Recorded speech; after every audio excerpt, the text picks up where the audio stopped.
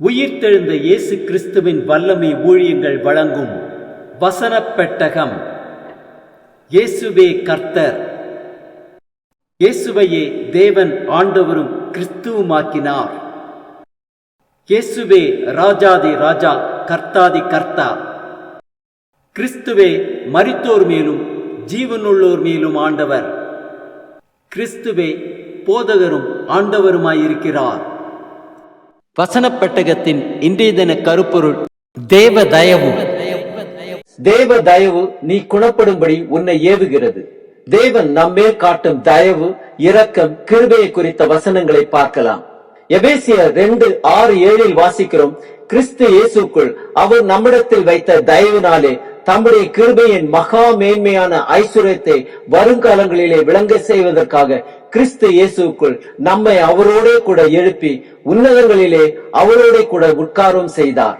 தீத்து 3:4-5 வாசிக்கிறோம். நம்முடைய இரட்சகராகிய தேவனுடைய தயையும் மனுஷர் மேலுள்ள அன்பும் பிரசன்னமான போது நாம் செய்த நீதியின் கிரியைகளின் நிமித்தம் அவர் நம்மை ரட்சியாமல் தமது இரக்கத்தின்படியே மறு ஜென்ம முழுக்கினாலும் பரிசுத்த ஆவியினுடைய புதிதாக்குதலினாலும் நம்மை ரட்சித்தார். ரூத் 2:20 வாசிக்கிறோம். உயிரோடு இருக்கிறவர்களுக்கும் மரித்தவர்களுக்கும் தயை செய்கிற கர்த்தர். நீதிமொழிகள் 21:21 வாசிக்கிறோம். நீதியையும் தயையும் பின்பற்றுகிறவன் ஜீவனையும் நீதியையும் மகிமையும் கண்டடைவான். லூக்கா 6:36 வாசிக்கிறோம். ஆகையால் உங்கள் பிதா இரக்கமுள்ளவராய் இருக்கிறது போல நீங்களும் இரக்கமுள்ளவர்களாய் இருங்கள். யாத்திரையாகமம் 20:6 வாசிக்கிறோம். என்னிடத்தில் அன்பு கூர்ந்து என் கற்பனைகளை கை கொள்ளுகிறவர்களுக்கோ 1000 தலைமுறை மட்டும் இரக்கம் செய்கிறவராயிருக்கிறேன். எபேசியர் 4:32 வாசிக்கிறோம். ஒருவருக்கொருவர் தயவாயும் மன உருக்கமாயும் இருந்து கிறிஸ்துவுக்குள் தேவன் உங்களுக்கு மன்னித்தது போல நீங்களும் ஒருவருக்கொருவர் மன்னியுங்கள். சங்கீதம் 36:7 வாசிக்கிறோம்.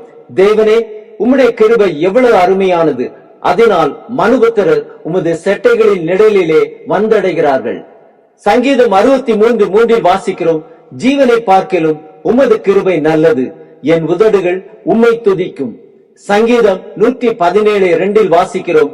அவர் நம் மேல் வைத்த கிருபை பெரியது, கர்த்தரின் உண்மை என்றென்றைக்கும் உள்ளது. அல்லேலூயா. 1 நாளாகமம் 16:34 வாசிக்கிறோம். கர்த்தரை துதிங்கள், அவர் நல்லவர், அவர் கிருபை என்றும் உள்ளது. சங்கீதம் 86:5 வாசிக்கிறோம். ஆண்டவரே, நீர் நல்லவரும் மன்னிக்கிறவரும் உம்மை நோக்கி கூப்பிடுகிற யாவர் மேலும் கிருபை மிகுந்தவருமாயிருக்கிறீர். சங்கீதம் 105 வாசிக்கிறோம். கர்த்தர் நல்லவர், அவருடைய கிருபை என்றென்றைக்கும், அவருடைய உண்மை தலைமுறை தலைமுறைக்கும் உள்ளது. ஏசாயா 54:8 வாசிக்கிறோம். அற்ப காலம் மூண்ட கோபத்தினால் என் முகத்தை இமைப்பொழுது உனக்கு மறைத்தேன், ஆனாலும் நித்திய கிருபையுடன் உனக்கு இறங்குவேன் என்று கர்த்தராகிய உன் மீட்பர் சொல்லுகிறார். எரேமியா 31:3 வாசிக்கிறோம். அநாதி சிநேகத்தால் உன்னை சிநேகித்தேன், ஆதலால் காருண்யத்தால் உன்னை இழுத்துக் கொள்ளுகிறேன். சங்கீதம் 31:21 வாசிக்கிறோம். கர்த்தர் அரணான நகரத்தில் எனக்கு தமது கிருபையை அதிசயமாய் விளங்க பண்ணினபடியால் அவருக்கு ஸ்தோத்திரம்.